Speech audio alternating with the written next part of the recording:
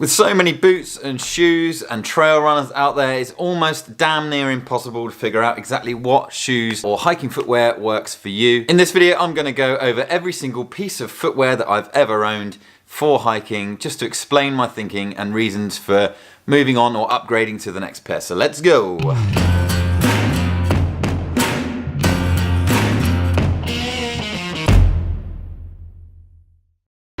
Hello long distance hikers and world travellers, Russ here bringing you the best tips and inspiration for hiking around the world. Okay, let's start with the big boots. These were the first pieces of hiking footwear that I've ever bought. I bought them because they were about 110 quid in a sale. I needed some boots because I was going up to Ben Nevis. That was going to be my first ever proper hike up at any mountain, so I needed something that was going to be robust, something that was going to give me that ankle support because I was completely new to this and I had absolutely no idea what I was doing. Sadly, I don't own the boots anymore, but I got some snaps of the boots themselves from when I did have them. I don't know where they've gone. I must have moved house and left them somewhere. These boots had a really good grip on them. They were really tough. They had a really good toe box on them, which was really sturdy, so if you cracked your toe on a rock, it wouldn't hurt so much. They had really good ankle support with a good high top. They had laces that went all the way up to your ankles, so you got a really good support from those as well. The only problem was that they were really flipping heavy and really bulky. I wore these boots on almost every trek for about a year on, and on each trek I was getting fed up with wearing these really big bulky boots on the bottom of my feet, swinging them around,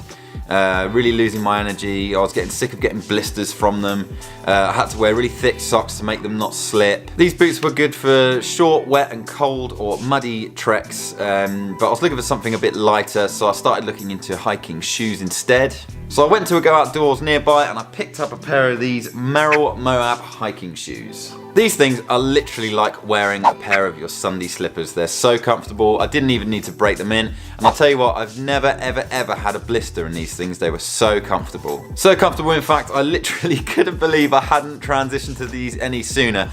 You think in your head, oh, I'm going hiking, I must need a pair of boots. And no one ever sits there when you get into these shops and says, mate, you don't need these boots. It depends on what trek you're going on, blah, blah, blah, blah, blah.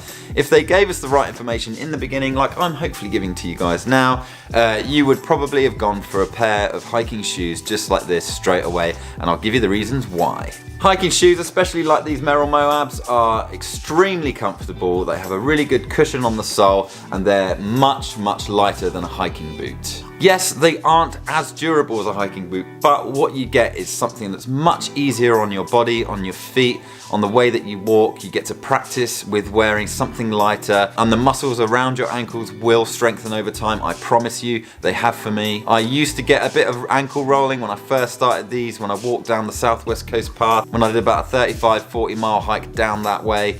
And yes, in the dark I got a few little ankle rolls, but nothing too severe, and over time you just get used to it and your ankles do get stronger. Another good thing about hiking shoes like this is if they do get wet, you can dry them out a lot quicker, whereas if boots get wet on the inside, it takes absolutely ages for them to dry out. You have to stuff newspaper in them and keep them on top of a radiator, whereas because these aren't sealed on the outside and they're breathable, it's possible for them to dry out much faster. These are quite a durable shoe and they have a very good grip on the bottom, and after wearing these for about 6 or 7 months, I really wanted to go for something much lighter and something that's going to dry much faster than even these would. These are really good for rocky, slightly slippery trails, so keep that in mind.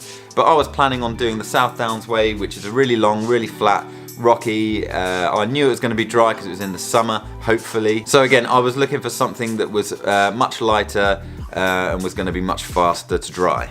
So from there, I went straight for a pair of New Balance ZANTE V3s. The New Balance ZANTE V3 is one of the lightest and fastest walking shoes that I've ever bought. They're actually designed for a mixture of walking and running. They don't have as much of a drop as the MERRELL MOABs, so they were a lot flatter, but they had a really good cushion on the bottom. I walked the entire South Downs Way in these with barely a blister. These are just incredibly comfortable and incredibly light. Because these are almost completely made of a mesh upper, which is really thin and very breathable, they dry super fast. It takes literally like an hour on a radiator or in front of a fire, and these things are good to go again. The only downsides to having these trainers is they're not very durable. I mean, yes, I have hiked quite far in these, but I'm starting to get holes in the back, there's plastic poking through, and the grip on the bottom is almost completely gone. I don't know if you can see that.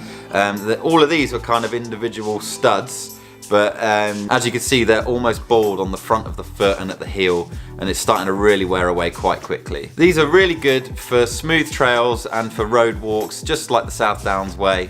But I really wanted something that was even lighter and with a much better grip. The grip was really important for me at this stage. So from there, I decided to go straight for, and I love the New Balance ones, a pair of New Balance Minimus trail runners. Okay, so the New Balance Minimus trail runners have an insane grip on the bottom. They are a seriously lightweight trail running shoe. Much lighter than the ZANTE V3s. I think these have like a 4mm drop on them, correct me if I'm wrong, but there's next to nothing. They don't even have a insole. These shoes are actually designed to be worn barefoot or with socks. It's whatever you prefer. I prefer to wear socks with these just because it gives me a little bit of a shield between the fabric in here and my feet, so I'm less likely to get blisters. I went traveling around Indonesia for a month last year, and I wore these the entire time. I was hiking up volcanoes, going through jungles and things like that. It was a really good all-round shoe. These guys don't have any cushion like the ZANTE V3, so you're going to be walking with a very flat foot in these. What's really good about that is that your foot has a much more natural placement on the ground when you move your feet, and it has a really good wide toe box as well, so that your feet just are more naturally placed in the shoe. So it's not like encasing your foot in a massive boot, being really uncomfortable. These are seriously comfortable to wear whilst being light and minimal. One of my favorite things about these trail runners is that they drain incredibly fast. Because there's no insole, there's no cushioning, there's no kind of really thick fabric, they're very light, they're made of a very kind of porous mesh.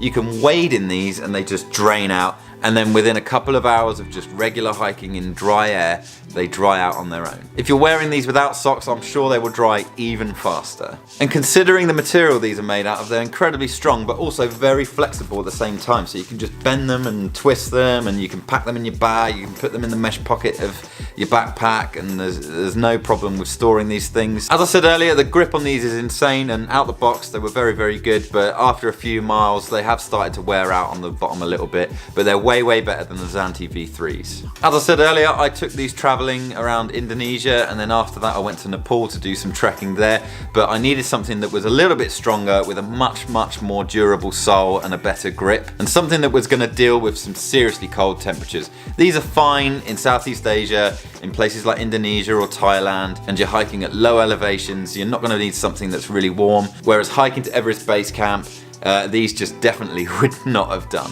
Okay, so let's recap on where I've come from and how I've got to where I am with these. So I went from a really heavy boot, just starting out, then went to a hiking shoe, and then I went to more like a running shoe / trail runner, but didn't have much grip. So then I went even lighter, which dries even faster with a really good grip. But now these aren't warm enough for the Everest Base Camp trek. So what did I do next? From these New Balance Minimus, I then went on to buying a pair of these La Sportiva Tempesta GTX. These are a much more robust trekking shoe. I use these for Everest Base Camp, but they are a little bit heavier and a little bit more durable. They do have a Gore-Tex layer in it, supposedly making these things waterproof. I knew it was going to be quite dry, but I just wanted to keep as much water out as possible just because of those freezing cold temperatures. These things have a ridiculously sharp grip on them, like the studs on those on the bottom were really good for clinging onto those rocks. I mean, a lot of them weren't slippery, but I had absolutely no problem bouldering up to Everest Base Camp in these. There wasn't that much bouldering involved going up to Everest Base Camp, but when there was, the grip on these was absolutely insane. These have a really thick sole on the bottom, so when you're walking over rocks on the path, they don't dig into the bottom of your feet, which is really good. One thing I really did like about these is that you could just slip them on. You can tie the shoelaces up once and then slip them back on, and it was a piece of cake. Whereas with the New Balance Minimus, I had to take them off, undo the laces each time. Overall, these were an incredibly comfortable trekking shoe to wear. So after wearing all of these different types of shoes and boots, I've really started to kind of dial in exactly what works for me, which is a really good thing, and it takes a lot of time. I mean, I bought my first pair of hiking boots back in 2015, so that's coming on to 4 years ago. And over those 4 years, I've just figured out what I like for what type of trail and for what type of hike. I've had a really good range of footwear experience, starting off something really heavy and really robust, going all the way down to the other end of the spectrum, and then kind of meeting somewhere in the middle with these. But I wouldn't wear these Tempestas for every single hike going forward. It depends on the type of trek, but I always wear shoes. I never wear boots anymore, and I'm still on the hunt for new and different footwear to try out. As you guys probably know, I'm going to be hiking the Pacific Crest Trail this year, so I am on the hunt for something that's going to be able to put up with about 500 miles worth of hiking on the PCT that I can then switch out. I just want to find that perfect trail shoe.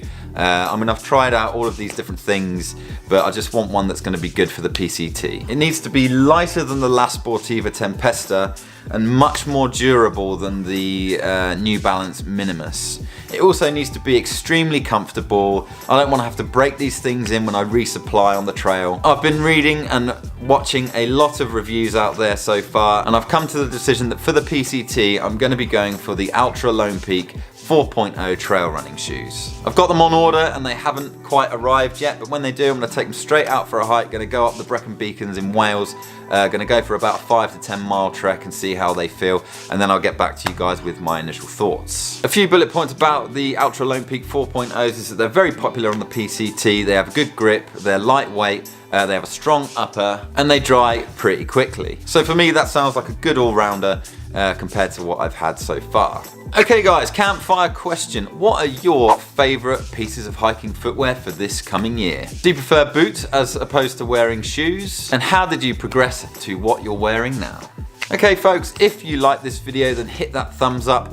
Do feel free to watch either of the videos to my side. Do consider subscribing for more videos like this, and I'll see you guys in the next one.